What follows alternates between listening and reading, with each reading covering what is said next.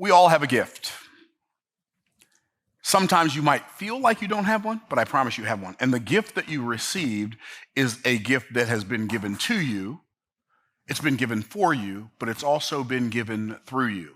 And when you understand how to get the most out of your gift, your life will open up like a beautiful flower.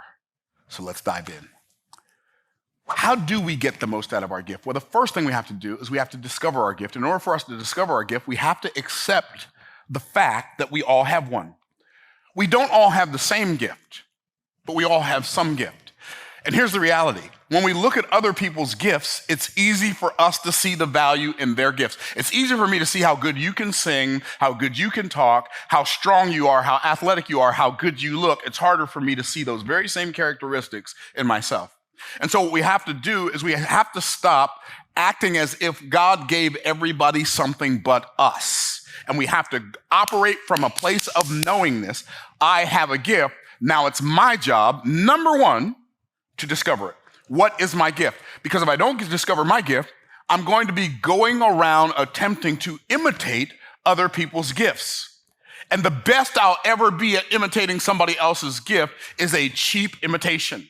And I don't want to live my life as a cheap imitation. I don't think you want to live your life as a cheap imitation. So discover the gift that you have.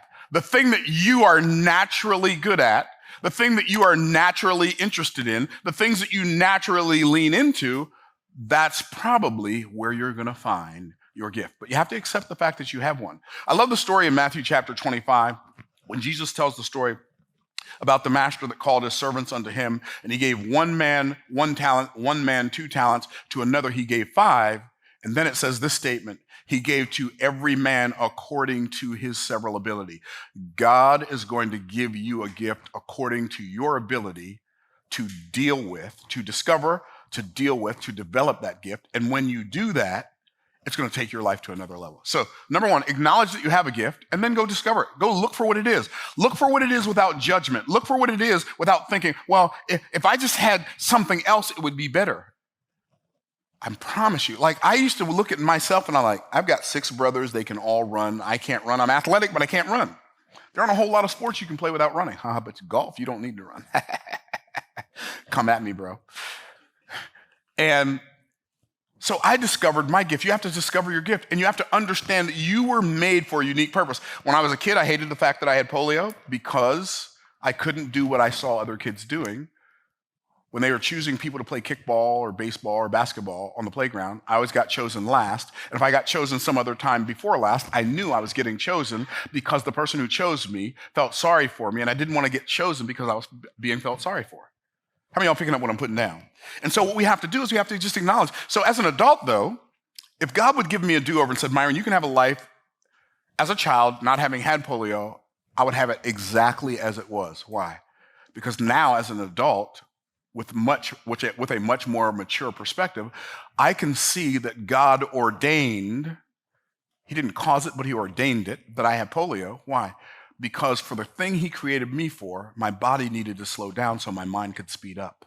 Well, that time has come for the event of the year, of the decade, potentially of the century. Offer Mastery Live 2024, Tampa, Florida. Be there or be where. Last year, Offer Mastery Live sold out in 2.5 weeks. We had a waiting list of 275 people who could not get in the door. You do not want to miss out. When we tell you this is going to be a sold out event, 2,200 people, JW Marriott, May of 2024. The dates are on the video. Make sure you get your tickets now, because when the tickets are gone, for those of you who already know this from last year, they're gone. We're going to have a myriad of dynamic speakers. I'm going to be doing lots and lots of trainings on making offers, and it's going to be a life-changing event. A lot of people told me after Offer Mastery Live last year, it was the best event they've ever been to in their lives. I concur. It was the best event I've ever been to in my life. A family-friendly environment, truth about business and making money from a biblical perspective, nobody cussing you out on stage. It's going to be game-changing. And I'm inviting you to meet me in Tampa, Florida, May of 2024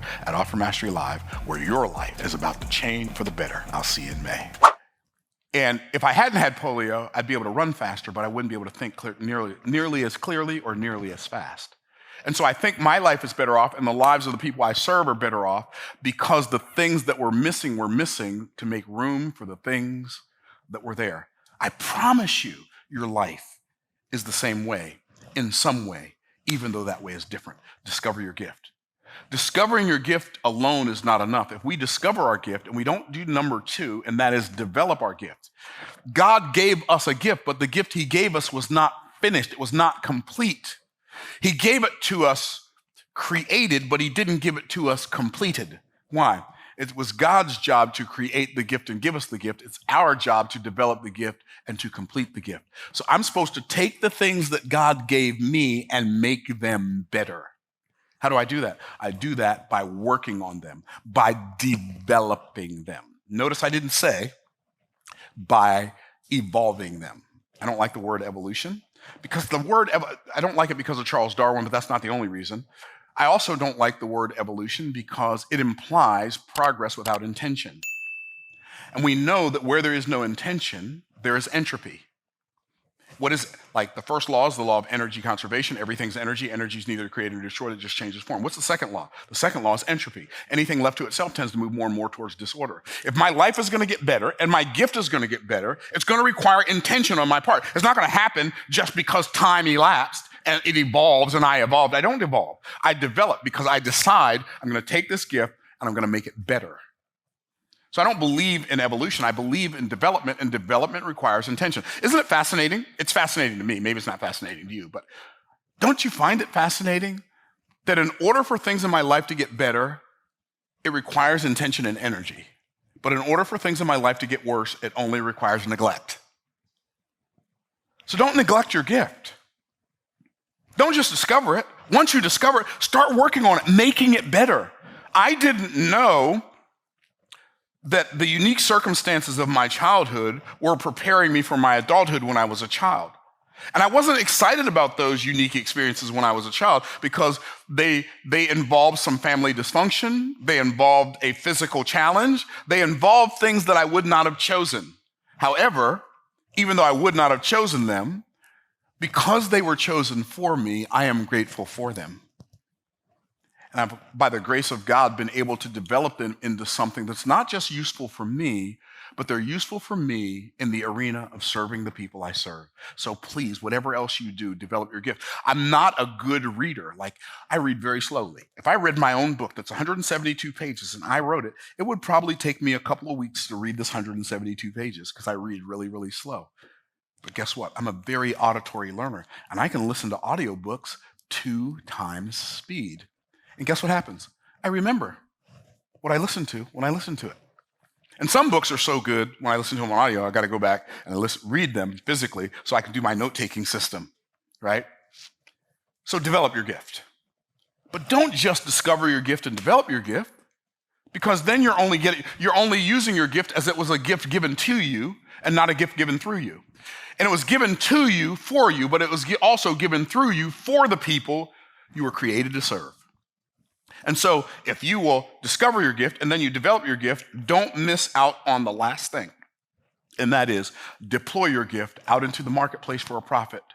Deploy your gift out into the world to make the world a better place. If you will do those 3 things, you will get the most out of the gift that you've been given. And it will remain a gift that you can give to the world. And that, my friend, is how you get the most out of your gift. Thanks for watching. I hope this blesses you.